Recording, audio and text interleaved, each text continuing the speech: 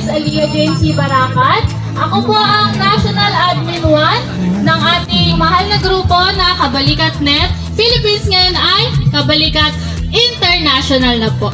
Ayan. Wait lang po, medyo iniingal mo po eh. Ang layo ng tinakbo. Okay?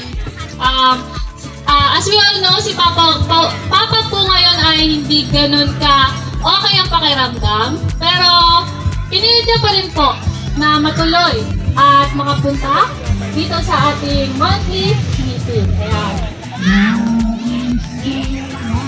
Okay mo po ba lahat?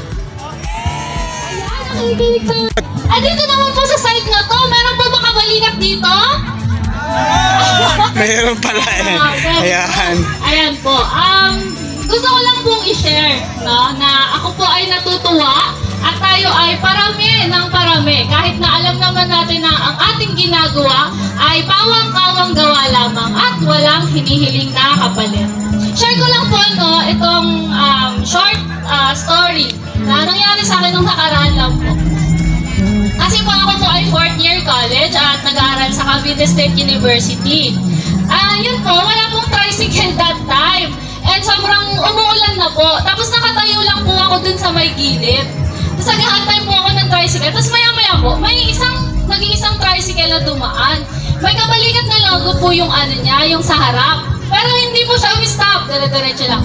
Dahan-dahan. Tapos maya-maya po, nagulat ako. Bumalik po. Sabi niya, ako ka ba ni Chairman? Nagulat po ako kasi hindi naman po ako yung tipo na nagpapakilala po na, ay, paano, ganyan. Hindi po. Humble lang po talaga tayo kahit mukhang hindi. Ayun. Tapos po, nagsabi ko, ay, opo. Sabi niya, halika na, sakay ka na. Dito na kita doon. Nakakatuwa lang po kasi kahit saan po. By the way, that person po is si Sir Agimat. Kung nandito po si Sir Agimat. Nandito ba? Kasi ako, Nandito ba? Kay Sir Agimat. Andito si Sir Agimat? Ayun. Ayun po. Kaya, noong time na po yun, na-realize ko po na, ay, ganito na pala talaga kaunlad at kalaki yung ating samahan. Minsan po may nagtatanong sa akin, anong benefit yung nakukuha ninyo sa pagiging member ng Kabalikat?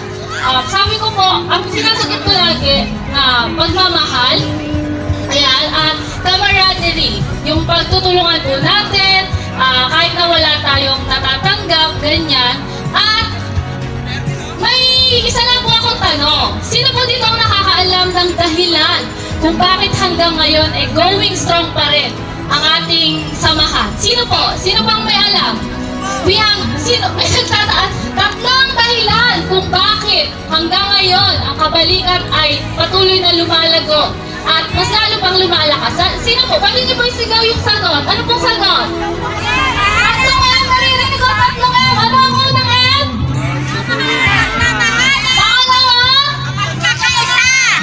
Pagtutulungan at panghuli po?